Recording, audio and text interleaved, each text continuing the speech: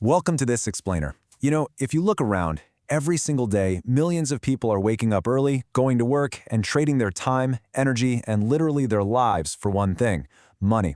But here's a profound truth that rarely gets talked about.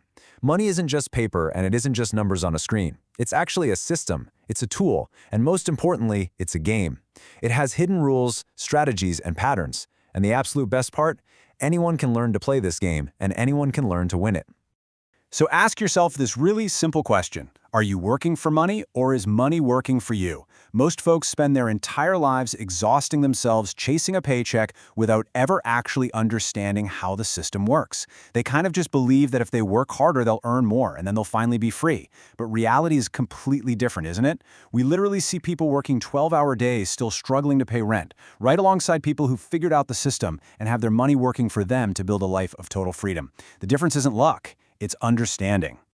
Okay, let's dive into Level 1, Unlocking the Money Game. To beat the system, we first need to redefine what money actually is.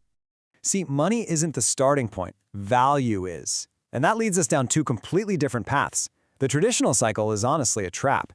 You work, you earn, you spend, and you repeat until you're totally burned out. But the wealth cycle? That completely flips the script. By focusing on building high-value skills, you boost your income, which you then convert into assets. And those assets are exactly what end up buying your freedom.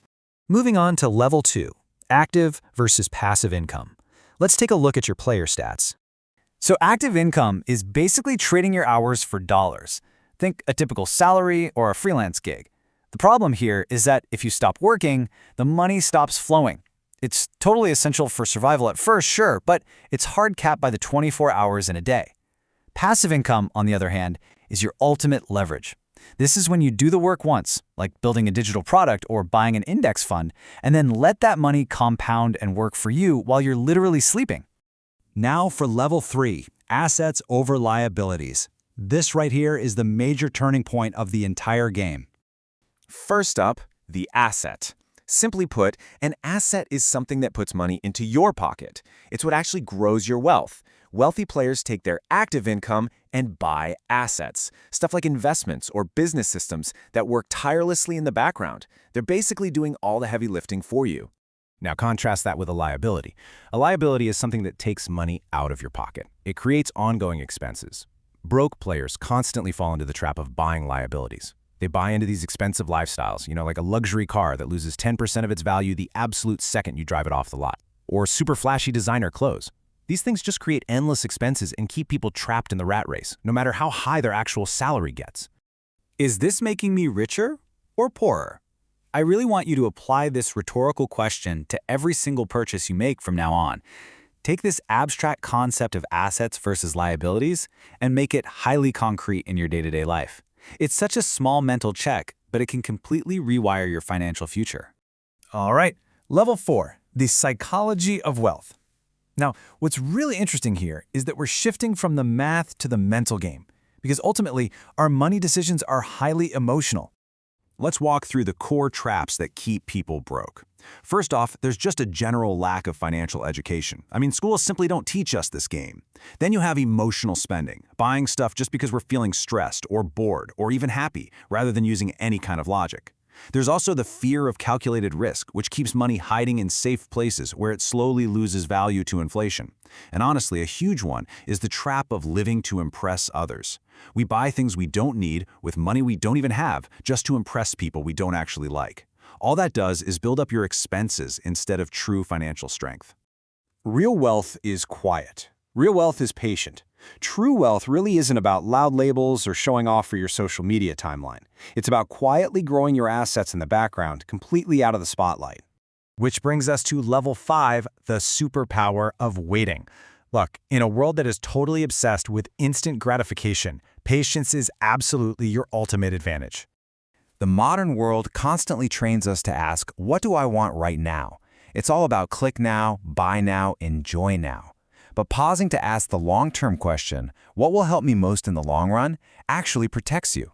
It means you're taking the lead in your own life, instead of just being pulled around by every passing emotion or hyper-targeted ad. And by delaying those immediate rewards, you actually create the breathing room you need to build specialized, high-income skills. We're talking about things like communication, sales, tech, content creation, or just complex problem solving. Remember the very first rule we talked about, bigger problem solved equals massive value created? You tremendously increase your income potential when you just take the time to learn these skills. Okay, level 6, build your money system.